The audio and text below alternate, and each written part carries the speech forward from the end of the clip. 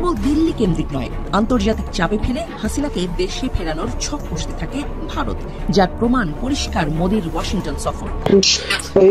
ছবি দিয়ে যে ফর্মটা দিছি না, ওই ফর্মে দিয়ে ওটা ঘটনা বিবরণ দিয়ে ওই ফর্মটা ফিল আপ করে ওখানে একটা ইমেল নাম্বার আছে, ওই ইমেল নাম্বারে পাঠিয়ে দাও। ভারতের প্রধানমন্ত্রী নরেন্দ্র মোদী এবং বাংলাদেশের ক্ষমতাচ্যুত প্রধানমন্ত্রী শেখ হাসিনার প্রেম এতটাই মশগুল অবস্থায় আছে যে ভারতের প্রধানমন্ত্রী নরেন্দ্র মোদী বাংলাদেশের আর অন্য কারোর সাথে সম্পর্ক রাখতে চাচ্ছেন না। এমনকি বাংলাদেশের অন্তর্বর্তীকালীন সরকারের প্রধান ডক্টর মোহাম্মদ ইউনূসের সাথে একটি বৈঠক হওয়ার কথা ছিল থাইল্যান্ডের ব্যাংককে, সেই বৈঠকটিও তিনি করতে চাচ্ছেন না।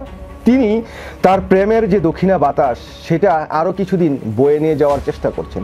কি অপরাধটা কি করেছি? অপরাধের শুরু হয়েছে শেষ নাই। পৃথিবী সৃষ্টি হওয়ার পর থেকে পৃথিবীতে যত অপরাধ সংঘটিত হয়েছে সব অপরাধ তো, সব অপরাধের পিছনে তুই। বিদেশে থেকে চীনে থেকে প্রফেসর ডক্টর মোহাম্মদ ইউনূস জাতিকে, জনগণকে স্বস্তির সুখবর দিলেন। খুবই জরুরি তাৎপর্যপূর্ণ সুখবর। আপনি চিন্তা করছেন যে কোথায় যাচ্ছে বাংলাদেশ? বাংলাদেশ সত্যি বদলে যাচ্ছে। সময় মতো আনসার দিবে। এই জন্য professor doctor Mohammad Yunus sir তিনি খেলা গেলে আমার লেট দিয়ে আমার নাম দিয়া 4 বছর আগে বাংলাদেশ ইলেকশন হবে না। উনি কি করবেন উনি বলেন না, উনি যা বলেন তা করেন না। ডক্টর ইউনূস সরকার ঈদ উপলক্ষে বাংলাদেশের ভাই ও বোনদের জন্য যে চমকটি দেখালেন একদম অভাবনীয়, অকল্পনীয়। আল্লাহর কি হুকুম দেখায় রমজানের মাস ঈদের আগে একটার পর একটা good news for Bangladesh, bad news for India. কি লাগে আপনি বলেন? একটা দেশের আর কি লাগে? বাংলাদেশের মতো দেশের এরাই হলো সবচেয়ে বড় বিপ্লবী, এরাই হলো সবচেয়ে বড় ভিআইপি, এরাই হলো বাংলাদেশের নতুন প্রজন্মের মুক্তিযুদ্ধ। বাংলাদেশকে অনেক বড় সুখবর দিলেন ডোনাল্ড ট্রাম্প। এটা ডক্টর মোহাম্মদ ইউনূসের জন্য অনেক বড় সুখবর। আমার আওয়ামী লীগের জন্য কষ্ট হয়, যেখানে যাচ্ছে সেখান থেকে ধরনি খাচ্ছে, কোথাও জায়গা নাই। অর্থনৈতিক ও প্রযুক্তিগত সহযোগিতা নিয়ে ঢাকা ও বেজিং এর মধ্যে এক চুক্তি ও 8 সমঝোতা স্মারক সই হয়েছে। প্রধান উপদেষ্টার চীন সফরের তৃতীয় দিনে এগুলো সই হয়। এছাড়া ডক্টর ইউনূস 2028 সাল পর্যন্ত ক্ষমতায় থাকার গ্রিন সিগন্যাল পাচ্ছেন। ডক্টর ইউনূসের পক্ষে নজিরবিহীন আন্তর্জাতিক বন্দোবস্ত সফল। আমি মনে করি এটা ডক্টর ইউনূসের ফেস ভ্যালু প্লাস সবকিছু মিলিয়ে বাংলাদেশের জন্য একটা পজিটিভ ভাইব নিয়ে আসবে। দেশের মানুষ উপকৃত হবে। তবে খেয়াল রাখতে হবে যেন এগুলো দুর্বৃত্তায়ন না হয়। ডক্টর ইউনূসের চীন সফরে উনি কি পেয়েছেন সেই চিঠিটা আপনাদের সামনে তুলে ধরছি, তারপরে আমি আমার বিশ্লেষণ দিয়ে এই পর্বটি শেষ। আসসালামু আলাইকুম প্রিয় দর্শক বন্ধুরা, নতুন একটা ভিডিওতে জানাচ্ছি আপনাদের স্বাগতম। নিয়মিত পাওয়া তাজা এবং গরম খবর। আজকের এই ভিডিওতে আপনারা দেখতে চলেছেন ডক্টর মোহাম্মদ ইউনূস চীন সফর নিয়ে একই ভয়ঙ্কর তথ্য জানিয়েছে। আজকের এই ভিডিওটি কিন্তু খুবই গুরুত্বপূর্ণ এবং চাঞ্চল্যকর হতে চলেছে। আশা রাখবো সম্পূর্ণ ভিডিওটি দেখে যাবেন, একটু স্কিপ করবেন না। প্রিয় দর্শক বন্ধুরা, আমি আর বেশি কথা বাড়াবো না, সরাসরি আপনাদের বিস্তারিত ভিডিওতে নিয়ে যাবো। তার আগে আপনাদের কাছে ছোট্ট একটা রিকোয়েস্ট থাকবে, যারা এরকম ভিডিও দেখতে পছন্দ করেন এই চ্যানেলটি সাবস্ক্রাইব করে পাশে থাকা বেল আইকনটি বাজিয়ে রাখবেন। ইতিমধ্যে যারা সাবস্ক্রাইব করে দিয়েছেন তাদের জানাচ্ছি অসংখ্য ধন্যবাদ। চলুন প্রিয় দর্শক বন্ধুরা, এই ভিডিওতে একটি লাইক করে দিয়ে আমরা বিস্তারিত ভিডিওগুলো মোবাইলের স্ক্রিন থেকে ধারাবাহিকভাবে একের পর এক দেখে আসি। শেখ হাসিনার পতন বাংলাদেশের সামনে কঠিন চ্যালেঞ্জ। নতুন করে দেশ গড়ার প্রত্যয় কোটি তরুণ কণ্ঠে। তবে ষড়যন্ত্রকারীরা বসে নেই, ষড়যন্ত্র চলছে। বাংলাদেশ থেকে পালিয়ে শেখ হাসিনা সহ পতিত আওয়ামী লীগের একটা বড় অংশ আশ্রয় নিয়েছে ভারতে। তারাই ভারতকে কেন্দ্র করে বাংলাদেশকে অস্থির করার পায়তারা শুরু করেছে। নয়াদিল্লিও তাদের পূর্ণ সহায়তা দিতে থাকে। কেবল দিল্লি কেন্দ্রিক নয়, আন্তর্জাতিক চাপে ফেলে হাসিনাকে দেশে ফেরানোর ছক কষতে থাকে ভারত, যার প্রমাণ পরিষ্কার মোদির ওয়াশিংটন সফর। মার্কিন প্রেসিডেন্ট ডোনাল্ড ট্রাম্পের কাছেও নালিশ ঠুকেছে দিল্লি। যুক্তরাজ্যে গিয়েও বাংলাদেশের বিরুদ্ধে নালিশ করেছে ভারতের পররাষ্ট্রমন্ত্রী এস জয়শঙ্কর। সব শেষে মার্কিন জাতীয় গোয়েন্দা প্রধান তুলসি গ্যাবার্ডকে পেয়ে নালিশ করতে ভোলেনি দিল্লি। বাংলাদেশকে সংঘাতপ্রবণ অস্থিতিশীল দেশ হিসেবে তুলসির সামনে উপস্থাপন করেছে মোদি মিত্র গৌতম আদানির মালিকানাধীন টিভি চ্যানেল এনডিটিভি। তবে ভারতের কোনো ষড়যন্ত্রই কাজে আসছে না, উল্টো বাংলাদেশ দেখাচ্ছে জাদুর ঝলক।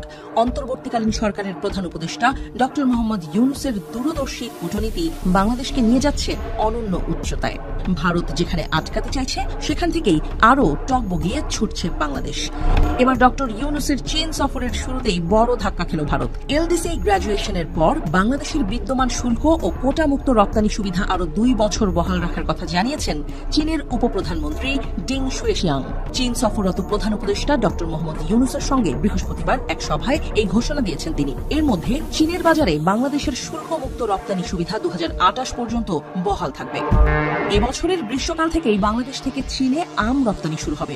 বেজিং কাঁঠাল, পেয়ারা এবং অন্যান্য জলজ পণ্য আমদানি করতেও আগ্রহী, যাতে চীনের সঙ্গে বাংলাদেশের বাণিজ্য ভারসাম্যের বিশাল ব্যবধান কমানো যায়।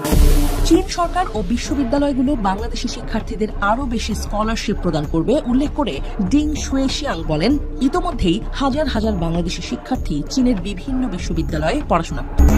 চীনের উপপ্রধানমন্ত্রী ঢাকার রাষ্ট্রীয় মালিকানাধীন বাংলাদেশ শিপিং কর্পোরেশনের জন্য 4টি সমুদ্রগামী জাহাজ ক্রয়ের ক্ষেত্রে চীনের অর্থায়নের আশ্বাস দেন। তিনি বলেন, রোহিঙ্গা সংকট সমাধানের প্রচেষ্টায় চীন বাংলাদেশ ও মিয়ানমারকে নিয়ে সংসদ ইউনুস চীনের নেতৃত্বের সমর্থনের জন্য কৃতজ্ঞতা প্রকাশ করে বলেন, বৃহস্পতিবারের এই বৈঠক ক্রমবর্ধমান বাংলাদেশ চীন অংশীদারিত্বের আরেকটি মাইলফলক চিহ্নিত করল।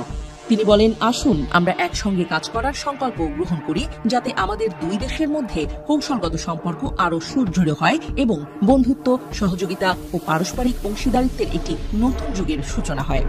এইভাবে যে মনে করেন আপনার সাথে কারো বৈরিতা আছে, হ্যাঁ, বৈরিতা মানে একটু বুঝতেই পারেন সম্পর্ক ভালো না, সে আপনার পিছনে লাগা দিচ্ছে বা শত্রুতামূলক আচরণ করতেছে বা আপনাকে গলায় ধরে না, আপনি তখন কি করবেন? আপনি তখন চেষ্টা করবেন তার সাথে কার সাথে বৈরিতা আছে, আরেকজন মহাশক্তি যার সাথে বৈরিতা আছে, আপনি তার সাথে বন্ধুত্ব করেন, দেখবেন আপনার সাথে যার বৈরিতা আছে সে তখন আপনার সাথে বন্ধুত্ব করতে আসবে, চেষ্টা করবেই।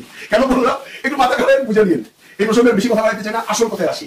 সেটা হলো আমাদের প্রধান উপদেষ্টা জনাব ডক্টর মোহাম্মদ ইউনূস স্যার গতকালকে বোয়া সম্মেলনে একটা ভাষণ দিচ্ছেন। আপনারা দেখছেন কি পরিমাণ লোকজন হয়েছে, সামনে যারা বসে ছিল না ভাই, বিশ্বাস করেন এরা সব cream of the city, cream of the state. ওখানে ছিল সেই প্রদেশের প্রধান, অন্যান্য সব পিএইচডি করা প্রফেসর, ডক্টর, সেক্রেটারি, মিনিস্টার ভরা, তাদের সামনে বক্তৃতা দিচ্ছে আমাদের professor doctor Mohammad Yunus sir. বক্তৃতায় কি হয়েছে না হয়েছে সেটা আপনারা জানেন, সেটা নিয়ে কথা বলতে চাই না, কিন্তু যখন উনি বোয়া সম্মেলনে ভাষণ দিচ্ছিলেন এদিকে পুরো দুনিয়া পাল্টে গেছে ভাই, পুরো দুনিয়া পাল্টে গেছে। আপনি খবর পাওয়া গেছেন তখন নিশ্চয়ই আমেরিকার প্রেসিডেন্ট ডোনাল্ড ট্রাম্প ইউনূস স্যারের স্বাধীনতা দিবসের শুভেচ্ছা জানাইছে এবং রোহিঙ্গাদের ব্যাপারে $73 মিলিয়ন উনি দিবে এবার। যেখানে এই ট্রাম্প সাহেব সারা বিশ্বের সমস্ত অনুদান বন্ধ করে দিতেছে, সেই ট্রাম্প সাহেব এখন রোহিঙ্গাদের হেল্প করতেছে। কেন?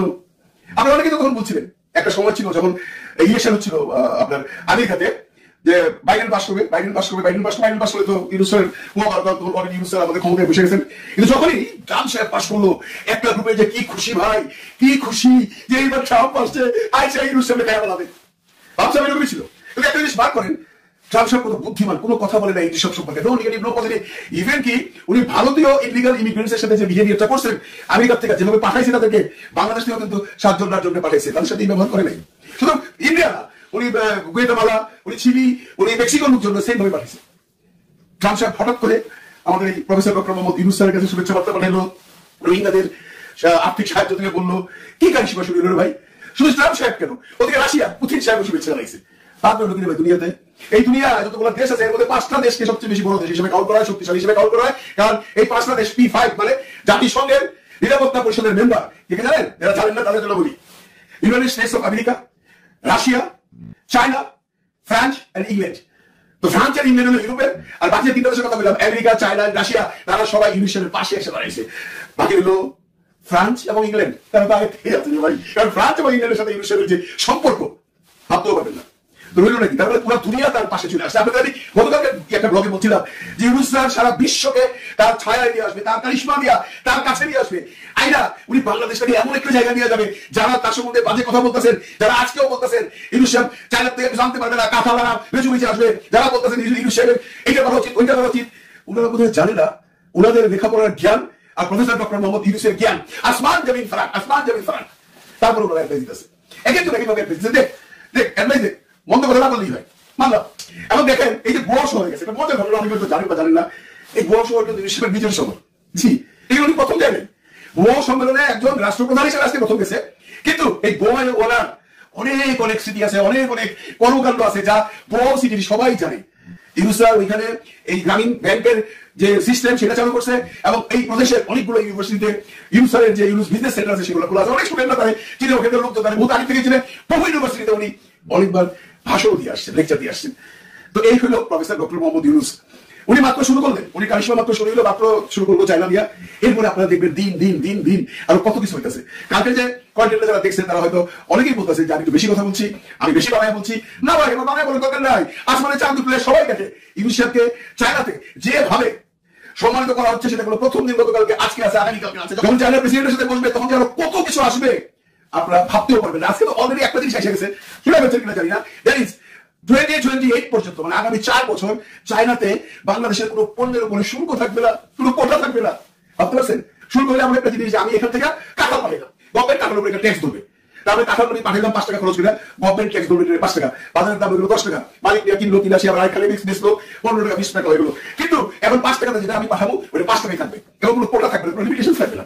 যে ট্যারিফ নিয়ে আজকে আমেরিকা সবার সাথে যুদ্ধ করতেছে, কারণ তো সব দেশেই আমার কোনো কিছু পাঠাইতে হইলে আমি তাদের ট্যারিফ দেবো, যার জন্য ওইখানে কিন্তু দাম বেড়ে গেছে জিনিসপত্র। আপনারা জানেন না, আমার সাথে কথা হয়েছে, নিউইয়র্কে কালকেও সব জিনিসের দাম বেড়ে গেছে, কারণ ট্যারিফ দিলে দাম বাড়বেই। যেমনটি আপনি ছোট্ট করে বুঝাই, এই যে জ্যাকেটটা, এটা স্পেন থেকে কিনা, স্পেনের ট্যারিফ খুব কম, যার জন্য ওইখানে জিনিসপত্রের দাম কম। আমাদের এখানে সুইডেনে যে কোনো জিনিসের কোম্পানি হায়ার ট্যাক্স বসায় দেয়, যার জন্য জিনিসপত্রের দাম বেড়ে যায়। যার জন্য সুইডেনে অনেক মানুষ শপিং করার জন্য টার্কি বা ইস্তাম্বুল যায়, ব্যাংককে যায়, তাদের ক্ষমতা আছে পুরো ব্যাংককে যায়, ওদিকে নিউইয়র্কে যায়, ওখানে সব জায়গায় জিনিসপত্রের দাম কম। নিউইয়র্কে এখন কম থাকবে কিনা ফিউচার করবে, কারণ ট্রাম্প সাহেব ট্যারিফ বাড়াই দিচ্ছে। এনিওয়ে আমরা আসল জায়গায় আসি, তো এই বিষয়ে কারিশমা অলরেডি শুরু হয়ে গেছে। ভারতবর্ষের সাথে সম্পর্ক ভালো হয়ে যাবে, ভালো হবে। কালকে আজকে আবার বুঝাই বলি, কোন রকম মানে উল্টা পাল্টা সম্পর্ক হবে না, এবার অংশীদারিত্বের সম্পর্ক হবে, মানে কুছ লেনা কুছ দেনা, কুছ দেনা কুছ লেনা, ওই যে সির্ফ লেনা লেনা লেনা বলেই হলো, বলে যাবে সংস্কৃতি। ডক্টর ইউনূস 2028 সাল পর্যন্ত ক্ষমতায় থাকার গ্রিন সিগন্যাল পাচ্ছেন। ডক্টর ইউনূসের পক্ষে নজিরবিহীন আন্তর্জাতিক বন্দোবস্ত সফল। দর্শক, ডক্টর ইউনূস চীন সফরে আছেন, চীন সফরের নানান দিক আমরা আলোচনা করবো। এছাড়া আমাদের স্বাধীনতা ও মহান জাতীয় দিবসে 26শে মার্চে বিশ্ব নেতাদের যে বার্তা পেয়েছেন তার প্রতি অ্যাবসলিউট সমর্থন জানানো হয়েছে, আনকন্ডিশনাল সমর্থন তার প্রতি জানানো হয়েছে। এখন কেউ তো বলবে না যে স্যার আপনি 2028 সাল পর্যন্ত ক্ষমতায় থাকুন, এটা বিশ্লেষণ করে আমাদের বের করতে হবে, বিভিন্ন টেকনিক্যাল টার্মের মাধ্যমে এটা বুঝতে হবে। একটা সহজ হিসাব দেখেন, যে সরকার ডিসেম্বরে নির্বাচন দিয়ে চলে যাবে, সেই সরকারের প্রতি ইন্টারন্যাশনাল কমিউনিটির দীর্ঘমেয়াদী কোনো আগ্রহ থাকার কথা নয়। সেই সরকারের উপর আস্থা রেখে কেউ ইনভেস্ট করতে আসবে না, শুধু ডে টু ডে কিছু রুটিন সম্পর্ক রাখবে, এটাই তো ফরেন পলিসি আমরা যারা বুঝি। কিন্তু ডক্টর ইউনূসকে ওভাবে কেউ মূল্যায়ন করছে না, তার সাথে দীর্ঘমেয়াদী সম্পর্ক করতে আগ্রহী সারা পৃথিবী। মালয়েশিয়া, যুক্তরাষ্ট্র, চীন, রাশিয়াও গিয়েছেন চীনে, কিন্তু ওখানে বান কি মুন থেকে শুরু করে সারা বিশ্ব নেতাদের সাথে একের পর এক বৈঠক, অভূতপূর্ব সারা পাচ্ছেন প্রফেসর ইউনূস। তিনি নিজেও কল্পনা করেনি যে এত বেশি পরিমাণ রেসপন্স তিনি পাবেন, এত পরিচিতি তার। দর্শক, একটা খবর, এই খবরটার মধ্যে অনেক কিছু লুকায়িত আছে, আমাদেরকে এগুলোর এই মেসেজ বের করতে হবে। বাংলাদেশ 2028 সাল পর্যন্ত শুল্ক ও কোটামুক্ত প্রবেশাধিকার পাবে চীনে। 2028 সাল পর্যন্ত এটাকে কেউ ব্যাখ্যা করছেন, এর মানে 2028 সাল পর্যন্ত কেন এই কথা বললো প্রফেসর ইউনূসকে পাশে বসিয়ে? এর মানে 2028 সাল পর্যন্ত ডক্টর ইউনূস ক্ষমতায় থাকুক, এটা চীন চায় বা আন্তর্জাতিক সম্প্রদায় চায়। এই কারণে ডক্টর ইউনূসের সাথে যারা সম্পর্ক করছে তারা শুধু ডে টু ডে রুটিন সম্পর্ক মেনটেন করছে, বিষয়টা এরকম নয়, তারা 2028 সাল কেন্দ্রিক একটা সম্পর্ক করছে। আর স্বাভাবিকভাবে বাংলাদেশে পরবর্তী নির্বাচন হওয়ার কথা ছিল 28 সালের ডিসেম্বরে অথবা 29 সালের জানুয়ারিতে, তার মানে 28 সালের ডিসেম্বর পর্যন্ত। 2028 সাল পর্যন্ত ক্ষমতায় থাকার একটা গ্রিন সিগন্যাল হিসেবে কেউ এটাকে দেখছেন, দেখতে পারেন। কারণ এই 2028 সাল পর্যন্ত না কবে, এটা ডক্টর ইউনূসের সাথে বলবেন কেন? ডক্টর ইউনূস যদি নির্বাচন দিয়ে চলে যান, এটা যদি চীন মনে করে, আরেকটা সহজ বিষয় আপনাদের বলি, প্রত্যেক দেশের নিজস্ব ফরেন পলিসি আছে, ফরেন পলিসি ট্রেডস আছে, ফরেন পলিসি নিজস্ব বৈশিষ্ট্য আছে। সেই বৈশিষ্ট্য অনুযায়ী চীন গণতান্ত্রিক দেশ, এটা আমরা বলি না। হ্যাঁ, আমরা স্বাধীন দেশ, যার সাথে সম্পর্ক করা প্রয়োজন আমরা করবো, কিন্তু চীন যে গণতান্ত্রিক দেশ এটা আমরা বলি না। কিন্তু দর্শক, চীন যে টাইপের দেশ, তাতে ওই বিএনপি আওয়ামী লীগ টাইপের সরকারের সাথে ডিল করার চেয়ে ডক্টর ইউনূস টাইপের সরকারের সাথে ডিল করা সহজ। বরং পৃথিবীর বিভিন্ন দেশে, যেমন মিয়ানমারের জান্তা সরকারকে চীন প্যাট্রোনাইজ করে, এমনকি আফগানিস্তানও করে। এর মানে যে সরকার ওইভাবে নির্বাচিত না, তাদের প্রতি চীনের এমনি একটা আকর্ষণ আছে। আমি এটাকে যৌক্তিক মনে করছি না, আমরা অবশ্যই নির্বাচনে বিশ্বাস করি, কিন্তু সুষ্ঠু নির্বাচন, ডক্টর ইউনূস সুষ্ঠু নির্বাচন দিবেন, এই জন্যই তিনি ক্ষমতায় থাকবেন, তারপরে সুষ্ঠু নির্বাচনের রাস্তা তৈরি করবেন। তো চীনের এমনিতেই এই বিষয়ে একটু সমস্যা আছে, যেটা বাস্তব, যে অনির্বাচিত সরকারের প্রতি বা তাদেরকে টাকা পয়সা দিয়ে বিভিন্নভাবে সুযোগ সুবিধা দিয়ে ক্ষমতায় টিকিয়ে রাখা, এটা তাদের একটা নীতির মধ্যেও পড়ে। একসময় যুক্তরাষ্ট্র পৃথিবীর বিভিন্ন দেশে মিলিটারি কু ঘটাতো গণতান্ত্রিক সরকারের বিরুদ্ধে। এবং আসলে গণতন্ত্র অনুত্তম এগুলো কিছু না, স্বার্থের জন্য যখন যেটা প্রয়োজন, এটাই ইন্টারন্যাশনাল পলিটিক্স। এখন যুক্তরাষ্ট্র মিলিটারি কু বিরোধিতা করে, এখন চীন মিলিটারি কুর পক্ষে থাকে, অথবা এই ডক্টর ইউনূস টাইপের সরকারের পক্ষে থাকে। একসময় যুক্তরাষ্ট্র এই কাজটা করতো।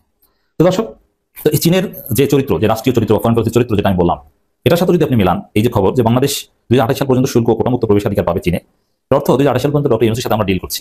আমরা ধরে নিচ্ছি যে 2028 সাল পর্যন্ত ডক্টর ইউনূস ক্ষমতায় থাকবেন, বুঝতে পারছেন? এটা একটা আন্তর্জাতিক বন্দোবস্ত। এবং পশ্চিমারা কেউ ডক্টর ইউনূসকে বলছে না যে নির্বাচন দিন বা গণতন্ত্রের উত্তরণ, ডক্টর ইউনূসের প্রতি পূর্ণ সমর্থন তাদের থেকে। চীনের উপপ্রধানমন্ত্রী ডিং জুইশিয়াং বলেছেন, চীন 2028 সাল পর্যন্ত বাংলাদেশি পণ্যের জন্য শুল্ক কোটামুক্ত বাজার সুবিধা দেবে, যা বাংলাদেশ উন্নয়নশীল দেশের তালিকায় স্থান পাওয়ার 2 বছর পর পর্যন্ত কার্যকর থাকবে। চীন ও বাংলাদেশের মধ্যে মুক্ত বাণিজ্য চুক্তির আলাপের বিষয়ে আগ্রহ প্রকাশ করেন তিনি। ডক্টর মোহাম্মদ ইউনূসের সঙ্গে বৈঠকে কথা জানান। এশিয়ার ডেভোস খ্যাত বোয়াও ফোরাম ফর এশিয়া বার্ষিক সম্মেলনে সাইডলাইন তাদের বৈঠক অনুষ্ঠিত, এবং একের পর এক বৈঠক, বড় বড় বৈঠক অনুষ্ঠিত হচ্ছে।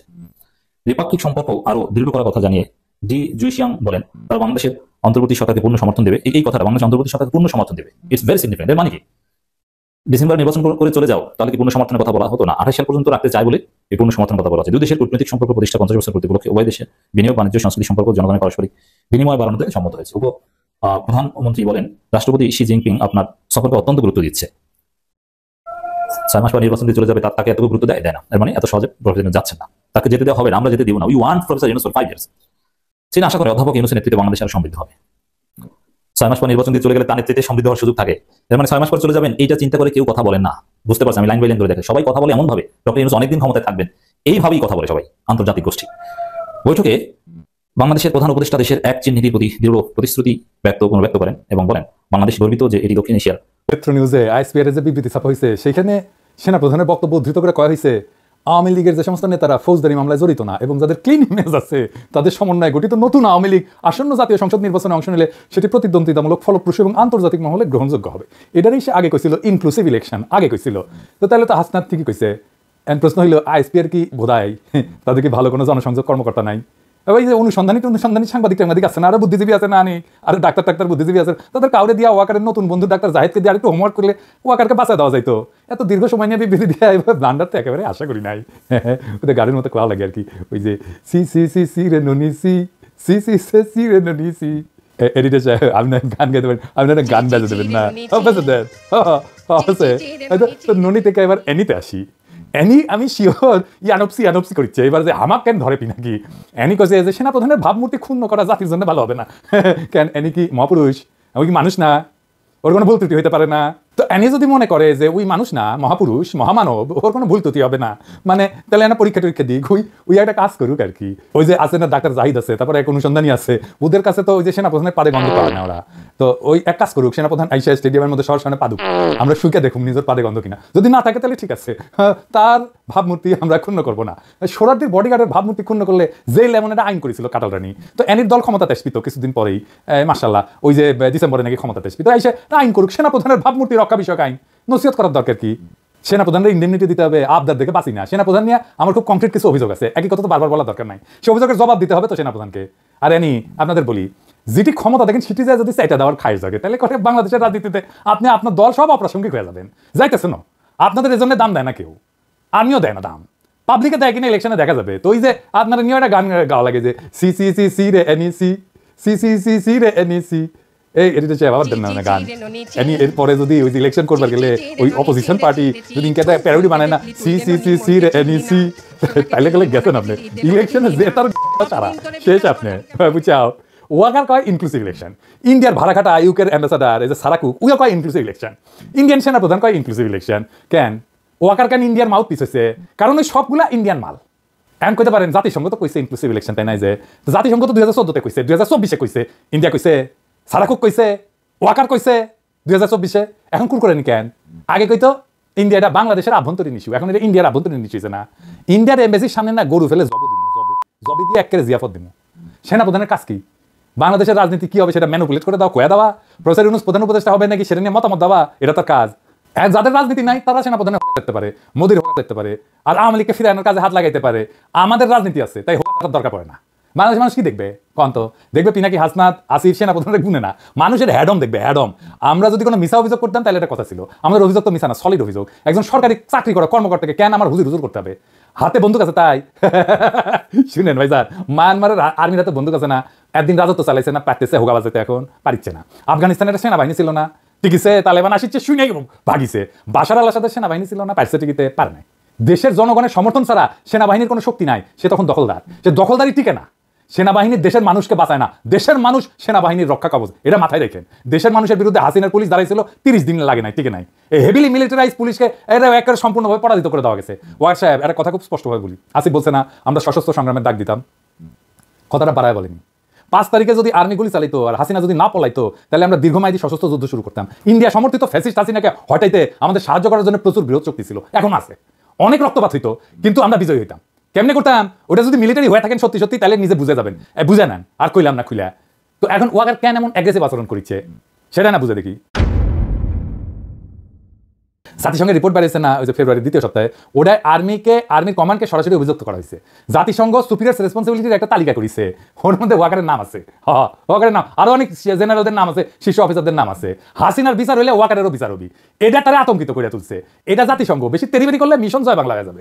অনেকে কয় ওয়াকার কি করবি? ওই যে আনন্দবাজার নিউজ করেছে, সেনা শাসন চাই নাকি মিছিল হয়েছে ঢাকায়, দেখেন স্বপ্ন দেখিচ্ছে। হ্যাঁ, ঢাকা নাকি থমথমে, হ্যাঁ, কারণ আইসা নেই। হ্যাঁ, ওর তো বুকের স্টেন্ট লাগানো আছে, তাই ক্ষুদ্রকালের মতো কুজিক করবার পারে, কিন্তু মিলিটারি কু করলে মিশন জয় বাংলা হয়ে যাবে। ওরে জুনিয়র অফিসার আর সৈনিকেরা চাইবে, তাহলে যাই হোক আলাপে আসি। আপনারা আমার এপিসোড যদি অনেকদিন থেকে দেখে থাকেন তাহলে বুঝবেন যে সেনাবাহিনী নিয়ে আমার ক্রিটিকটা কনসিস্টেন্ট। সমালোচনাটা কনসিস্টেন্ট। সেনাবাহিনীর জুনিয়র অফিসার সৈনিকদের নিয়ে আমার কোনো অভিযোগ নেই। আমার মূল অভিযোগ সেনাবাহিনীর সিনিয়র নেতৃত্বের প্রতি। বাংলাদেশের সেনাবাহিনী নিয়ে আমি চিন্তা করি, আমার চিন্তাগুলা নিলে সেনাবাহিনী শক্তিশালী হবে। সেনা নেতৃত্ব আমার সাহায্য চাইলে আমি আনন্দ চিত্তে সাহায্য করবো। অবশ্য অনেকে বলতে পারে পিনাকি কোন বালেশ্বর বালু সাহায্য কেন লাগবি, উই কি জানে, তাইলে অবশ্য অন্য কথা। বাংলাদেশের সেনাবাহিনী শুরু থেকে নানাভাবে মারা গেছে, আসলে মারা গেছে সেনাবাহিনী। আমার ভাষা শুনে খারাপ লাগে, কিন্তু সৈনিক ভাইরা আমার কথা মন দিয়ে শুনেন, তাহলে দেখবেন আপনাদের শীর্ষ অফিসারদের নির্বুদ্ধিতা এটা সেনাবাহিনীর কি দারুণ ক্ষতি করেছে। আসেন একে একে দেখি। শুরুটা সেই মুক্তিযুদ্ধের সময়, যা ইতিহাসের একটা জটিল দিককে ছুঁয়ে গেছে। মুক্তিযুদ্ধে ইস্ট বেঙ্গলের যেমন বিদ্রোহ করে, তাই না? দেশপ্রেমে উদ্বুদ্ধ হইয়া শৃঙ্খলা ভেঙে যুদ্ধে চাপায় পড়ে। খেয়াল করেন, সেনা শৃঙ্খলা ভেঙে যুদ্ধ করছে, বিদ্রোহ করছে। জিয়াউর রহমান তার কমান্ডিং অফিসারকে খুন করছে, করে বিদ্রোহ করছিল। মুক্তিযুদ্ধের প্রশ্নে এটা একটা বিরচিত কাজ, কিন্তু সেনা অভিধানে এটা অপরাধ এবং ঘৃণ্য কাজ। শৃঙ্খলা ভঙ্গ, শৃঙ্খলা সেনা অভিধানে একটা অত্যন্ত গুরুত্বপূর্ণ একটা জিনিস। কিন্তু যুদ্ধ শেষে নতুন রাষ্ট্র গঠনের সময় এই বিদ্রোহের আদর্শ এটা কি সামরিক শৃঙ্খলার সাথে যায়, সামঞ্জস্যপূর্ণ হয়? হবে না। তাহলে কি করা যেত? যেটা করে নাই, দেখেন সৈনিকেরা, জুনিয়র অফিসাররা শুনেন ভালো করে, যেটা করা যাইতো করে নাই। কেন? মাথার বুদ্ধি নাই তো, বুদ্ধি বেশি আকেল কম। তাহলে দেখি কি করা যাইতো আর কি। বিজয়ের পর বিদ্রোহী সৈনিকদের নিয়ে বিপ্লবী সেনাবাহিনী তৈরি করা যায়। অনেক দেশে করছে, যেমন ধরেন ভিয়েতনাম করছে, চীনে করছে, কিউবায় করছে। এখন প্রশ্ন হচ্ছে যে সেই বিপ্লবী সেনাবাহিনীটা কি, কারে বলে? বিপ্লবী সেনাবাহিনী হলো সেই সেনাবাহিনী যে সেনাবাহিনী গঠিত কোনো একটা রাজনৈতিক আদর্শ প্রতিষ্ঠার জন্য বিদ্যমান রাষ্ট্র কাঠামোর বিরুদ্ধে লড়াই থেকে যে তৈরি হয় যে বাহিনী, সেই বাহিনী। যেমন ভিয়েতনামের বাহিনী, তালেবানের সেনাবাহিনী, সেটাও একটা বিপ্লবী সেনাবাহিনী। সোভিয়েত রাশিয়ার বাহিনী, সেটাও বিপ্লবী, রেড আর্মি বা কিউবার বাহিনী। এখানে চেন অফ কমান্ডের চাইতে আদর্শ, ক্যারিশমা, সংগ্রামের ইতিহাস, এগুলো সবচেয়ে গুরুত্বপূর্ণ।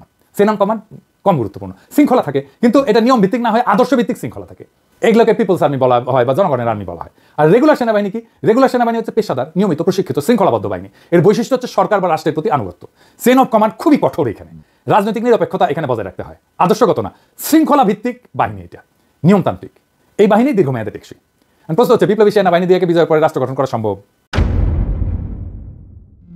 সম্ভব, তবে ঝুঁকিপূর্ণ। চীন, কিউবা, ভিয়েতনাম এই দেশগুলো বিপ্লবী সেনাবাহিনী দিয়ে শুরু করছিল, কিন্তু তারা একটা জায়গায় এসে বুঝছে যে বিপ্লব ধরে রাখা আর রাষ্ট্র চালানো দুই জিনিস। তাই পরে তারা বিপ্লবী সেনাকে রূপান্তর করছে রেগুলার আর্মিতে। এখন তাদের সেনাবাহিনী রেগুলার আর্মি। তাহলে মুক্তিযোদ্ধাদের দিয়ে বিপ্লবী সেনাবাহিনী তৈরি করলে কি হতো? সেনাবাহিনী হয়তো আদর্শিক, জনগণের সাথে ঘনিষ্ঠ। শুরুতে শৃঙ্খলা না থাকলেও দেশপ্রেম থাকতো প্রবল। যুদ্ধ জয়ের আবেগ দিয়ে গঠিত সেনাবাহিনী হইতে পারতো অনুপ্রেরণার উৎস। কিন্তু এটাতে ঝুঁকি ছিল। ঝুঁকি কি? শৃঙ্খলা প্রতিষ্ঠা করা কঠিন হতো, সবাই নিজেকে নায়ক ভাবতে পারতো, পরবর্তী নেতৃত্বের প্রতি আনুগত্য কমে যেত, কারণ আমরা দেশ আনছি, এটাই ছিল ভাবনা। রাজনৈতিক মতানৈক্য সেনাবাহিনীতেও ঢুকে পড়তো। দীর্ঘমেয়াদে সিভিল মিলিটারি টানাপোড়েন ব্যর্থ, যেমন হয়েছিল 1975 সালে। কিন্তু দেখেন, আমরা তো বিপ্লবী বাহিনী করিনি, আমরা তো রেগুলার সেনাবাহিনী করতে চাইছিলাম, কিন্তু বিপ্লবীদেরকে দিয়ে। এটাই হইতেছে মিসম্যাচ।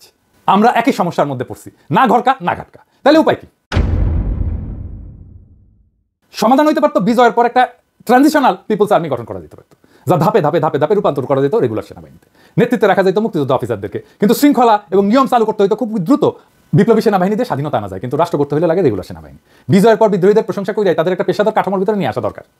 তা না হলে বিপ্লবের আগুন এটা রাষ্ট্রকেও পোড়াইতে পারে। আর একটা কাজ করা যেত, তা হচ্ছে ধরেন মুক্তিযোদ্ধা অফিসারদেরকে দিয়ে জাতীয় নিরাপত্তা কাউন্সিল তৈরি করা যেত, যারা সরাসরি কমান্ডে থাকতেন না, প্রতিরক্ষা মন্ত্রণালয় চালাইতেন। এরপরে কি করলাম? এই একটা কেস গেল। 2 নম্বর গেঞ্জাম আমরা কি করলাম? মুক্তিযুদ্ধে যারা অংশ নিয়েছিল তাদের 2 বছরের সিনিয়রিটি দিয়ে দিলাম। মানে প্রত্যেক মুক্তিযোদ্ধা পাকিস্তান ফেরতদের তুলনায় 2 বছরের সিনিয়রিটি পাবে। যারা সিনিয়র ছিল আসলেই তারাই ঘটনায় অনেকের জুনিয়র হয়ে গেল, শুধু পাকিস্তান থেকে পালা এসে যুদ্ধে যোগ দিতে পারেনি এই জন্য। এদের মধ্যে অনেকেই অবরুদ্ধ ছিল, ইচ্ছা থাকলেও যুদ্ধে যোগ দেওয়ার কোনো সুযোগ ছিল না। বিশেষ করে 2 বছরের যে সিনিয়রিটি দেওয়ার, এতে পাকিস্তান থেকে ফিরে আসারা মনে করলো যে আমাদের অপমান করা হয়েছে। সেনাবাহিনীতে মুক্তিযোদ্ধা এবং অমুক্তিযোদ্ধা নামে দুইটা গ্রুপের সৃষ্টি হয়ে গেল। পাকিস্তান ফেরত গ্রুপ ছিল বড়। আমি এবার আলোচনা করব যে সেনাপ্রধান নিয়োগ নিয়ে, বাংলাদেশের প্রথম সেনাপ্রধান নিয়োগ নিয়ে। সেনাপ্রধান হিসাবে প্রথমে কার্ড সিলেক্ট করেছিল জানেন? লেফটেন্যান্ট জেনারেল খাজা ওয়াসিউদ্দিন। নবাব পরিবারের ছেলে ছিলেন জেনারেল ওসমানী এবং শেখ মুজিবের প্রথম পছন্দই ছিলেন। বর্ষিয়ান পেশাদার অফিসার হিসেবে পাকিস্তান সেনাবাহিনীর প্রধান হিসেবেও যোগ্য প্রার্থী ছিলেন। জেনারেল ওয়াসিউদ্দিন ছিলেন ঢাকার নবাব পরিবারের সন্তান, ব্রিটিশ আর্মির তরুণ অফিসার হিসেবে বার্মা ফ্রন্টে বীরত্বপূর্ণ লড়াই করছিলেন। মুক্তিযুদ্ধের সময় জেনারেল ওয়াসিউদ্দিনকে অন্যান্য বাঙালি অফিসারদের মতো অবরুদ্ধ করে রাখা হয়। 73 সালে সেপ্টেম্বর মাসে পাকিস্তান থেকে ফেরত আসার পরেই সিদ্ধান্ত হয়েছিল যে তিনি বাংলাদেশের সেনাবাহিনীর প্রধান হবেন। বিবিসি থেকে সিদ্ধান্তের কথা ঘোষণা করা হয়েছিল। কিন্তু জেনারেল ওয়াসিউদ্দিন যেহেতু পাকিস্তান ফেরত অফিসার, মুক্তিযোদ্ধা না এবং অবাঙালি, এই যুক্তিতে সেনাপ্রধান হিসেবে তার সম্ভাব্য মনোনয়নের বিরুদ্ধে প্রবল প্রতিরোধ গড়ে ওঠে। যারা তখন মুক্তিযোদ্ধা অফিসার ছিলেন তারাই এটা করছিলেন এবং আব্দুর রাজ্জাক এবং তোফায়েল আহমেদকে ধইরা শেখ মুজিবকে কনভিন্স করা হয় এবং জেনারেল ওয়াসিউদ্দিন আর সেনাপ্রধান হইতে পারেন না। তার মানে আমরা অভিজ্ঞতা পাইলাম না। মেজর পদমর্যাদার অফিসারদেরকে জেনারেল বানাইলাম, জুনিয়র এক্সিকিউটিভকে দিয়ে সিও বানাইলে কোম্পানি চলবে না। আচ্ছা, এই প্রসঙ্গে পরে আসি। তারপরে আরেকটা জিনিস, একটু মজার জিনিস আলাপ করে নিই। সেনাবাহিনীর মধ্যে আওয়ামী লীগের জনপ্রিয়তা কেমন ছিল? 73-এর নির্বাচনে কি ছিল জানেন? সৈন্যরা নির্বাচনে 80%-এরও বেশি ভোট আওয়ামী লীগের বিরুদ্ধে দিছিল। এই সৈনিকদের অধিকাংশই ছিল স্বাধীনতা সংগ্রামের প্রথম সারির বীর সেনা। এই ঘটনা ঘটছিল কিন্তু আরাফাত, ওই যে কুমড়োপাট হাজার হিরো আলমের ইলেকশনে আরাফাত ক্যান্টনমেন্টের সেক্টরগুলোতে গোহার হারছিল। আজ আবার ফিরে আসি ওই ওয়াসিউদ্দিনের ঘটনার পরে আর কি। তো সেনাপ্রধান হিসাবে আমরা পাইলাম কাকে? শফিউল্লাহকে, জেনারেল শফিউল্লাহকে। জেনারেল জিয়াউর রহমানকে উপপ্রধান সেনাপ্রধান করা হলো। জেনারেল শফিউল্লাহ আর জেনারেল জিয়া কিন্তু একই ব্যাচের ক্যাডেট, কিন্তু সেনাবাহিনীর সিনিয়রিটি অনুসারে জেনারেল জিয়া জেনারেল শফিউল্লাহর চাইতে অনেক বেশি যোগ্য ছিলেন। তো তুই মেজর থেকে নিবি নে, তো তুই জিয়াকে সেনাপ্রধান কর, মানে যে সবচেয়ে যোগ্য, না শফিউল্লাহকে করবে। আচ্ছা, আসানের পর এরপরে যে বাহিনী তৈরি হলো সেখানে শেখ মুজিবের দ্বিতীয় ছেলে শেখ জামালকে সেনাপ্রধান পদের জন্য তৈরি করতেছিল শেখ মুজিব। শেখ জামালকে আর্মিতে ঢুকায় প্রশিক্ষণের জন্য যুগোস্লাভ মিলিটারি একাডেমিতে পাঠিয়ে দেওয়া হয়। তো ওখানকার লেখাপড়া তো পারে নাই, মার্সের ডাব্বা আর ফেরত পাঠিয়ে দিচ্ছে 5 লাথি দিয়া। মুজিবের মতোই ভালো ছাত্র ছিল আর কি, পুরো ফ্যামিলি তো দারুণ মেধাবী, 3 লক্ষকে 3 মিলিয়ন বলার মতো মেধাবী আর কি। মুজিব তো রেগুলার ফেল মারিত, আর হাসিনা 6 বছর লাগেছে ডিগ্রি পাস করতে। তো এরপর শেখ মুজিব তাকে বিলাতের স্যান্ডার্স মিলিটারি একাডেমিতে পাঠায়, সবচেয়ে বড় বিখ্যাত মিলিটারি একাডেমি। তো শফিউল্লাহরে বলছে যে জামালকে স্যান্ডার্সে পাঠাতে হবে। তো জটিল একটা পরিস্থিতি হয়, কারণ হচ্ছে স্যান্ডার্সের ক্যাডেটদের বহু পরীক্ষা নিরীক্ষা নিয়ম কানুন পালন সাপেক্ষে বাছাই করা হয়। সেখানে শেখ জামালের চাইতে অনেক মেধাবী অনেক যোগ্য প্রার্থীও ছিল, কিন্তু বাংলাদেশ আর্মিতেই ছিল। তো স্যান্ডার্সে জামালকে যোগ্য বলে বিবেচনা করে না, কিন্তু একটা দেশে প্রধানমন্ত্রী অনুরোধ বিবেচনা করে 6000 পাউন্ডের সময় প্রশিক্ষণ ফি সহ বিশেষ ব্যবস্থায় জামালকে গ্রহণ করতে রাজি হয়। ওই টাকা আবার হুন্ডি করে পাঠিয়েছিল মুজিব, বুঝছাও। মুজিবের তো টাকা পাচারের অভিযোগে এখন বিচার করা উচিত। আচ্ছা, ফিরে আসেন। শফিউল্লাহ করলো সেনাপ্রধান। তো এই সেনাপ্রধান হিসেবে শফিউল্লাহর মেয়াদ শেষ হয়ে যায় 75-এর মে মাসে। এখন তাহলে জিয়াউর রহমান হবে সেনাপ্রধান, তাই না? মে মাসে আরো 3 বছরের জন্য বেড়ে দিল ওর শফিউল্লাহর মেয়াদ, বুঝছা, করবে না জিয়াউর রহমানকে। এরপরে আসেন 3 নাম্বার গেল যেখানে সেনাবাহিনীর। 1975-এর 15 আগস্টের পর কি হইল? রক্ষী বাহিনীকে সেনাবাহিনীতে আত্মীকরণ করা হলো। রক্ষী বাহিনী ছিল মুজিব বাহিনী থেকে তৈরি একটা বাহিনী, এটা সিভিল বাহিনী। ট্রেনিং করাইছে র ট্রেনিং করাইছে। আর সেনাবাহিনী হিসেবে তো ট্রেনিংই হয় নাই, এটা একটা সিভিল ফোর্স হিসেবে ট্রেনিং হয়েছিল। যারা ব্যাপক মানবাধিকার লঙ্ঘনের সাথে যুক্ত ছিল তাদের আর্মিতে ঢুকেছে, বন্দুক চালাতে পারে এই জন্য আর্মিতে ঢুকেছে। 1 মণ দুধে 1 বালতি সোনা দিয়ে দিল। আর্মি করাপ্ট হইল। তখন এখানেই শেষ না, আর্মি দিয়ে র্যাব বানানো হইলো, সিভিল ম্যাটারে ঢুকলো আর্মি। তারপরে ব্যাপক মানবাধিকার লঙ্ঘন, এমনকি কন্ট্রাক্ট কিলিং শুরু করলো আর্মি। সেই করাপ্ট অফিসারদের আবার ফেরত নেওয়া হইলো আর্মিতে। এরপরে কি হইলো? আর এক গ্যাঞ্জাম, টাকা পয়সা দিয়ে করাপ্ট করা হইলো সেনাবাহিনীকে। সেনাবাহিনীর হাতে বিগ প্রজেক্ট দেওয়া হইলো, তাদের ব্যবসা বাণিজ্য দেওয়া হলো, টাকা পয়সা ভরায় দেওয়া হইলো জেনারেলদের।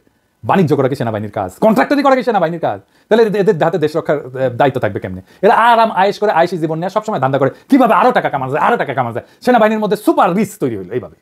এরপরে আসে আরেক অধ্যায়, পিলখানা। 2009 সালে আওয়ামী লীগ ক্ষমতায় আসার পর থেকে বাংলাদেশের সেনাবাহিনীকে সম্পূর্ণভাবে তাদের দাসে পরিণত করার জন্য ভারতের সরবরাহকৃত পরিকল্পনা অনুযায়ী কাজ শুরু হয়। সর্বপ্রথম তাপ ছিল পিলখানার হত্যাকাণ্ড।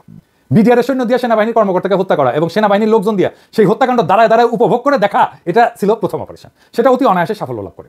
2009 সালে ভারতীয় ফর্মুলা অভূতপূর্ব সাফল্যে আওয়ামী লীগ এর পরবর্তী ভারতীয় ফর্মুলা পূর্ণ বাস্তবায়ন শুরু করে। কি? দীর্ঘমেয়াদে ভারতের প্রতিনিধি আওয়ামী লীগ বাংলাদেশে ক্ষমতা কুক্ষিগত করার জন্য সেনাবাহিনীকে পরিষ্কার করার কাজ শুরু করে। এর মূল নীতি ছিল একটা সম্পূর্ণ মনস্তাত্ত্বিক একটা অপারেশন। এই অপারেশনের মূল লক্ষ্য ছিল বাংলাদেশের ক্ষতি করা, বাংলাদেশের সার্বভৌমত্বকে দুর্বল করা, বাংলাদেশকে ভারতের অধীনস্থ একটা রাষ্ট্র হিসেবে পরিণত করা এবং বাংলাদেশকে একটা অর্থনৈতিকভাবে অতি দুর্বল রাষ্ট্রে পরিণত করা।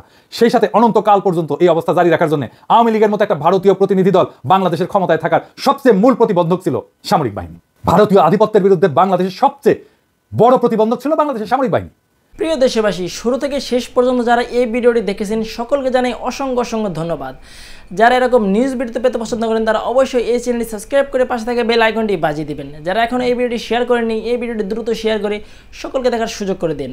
আজকের মতন এই পর্যন্ত, দেখা হচ্ছে পরবর্তী কোনো ভিডিও নিয়ে ইনশাল্লাহ।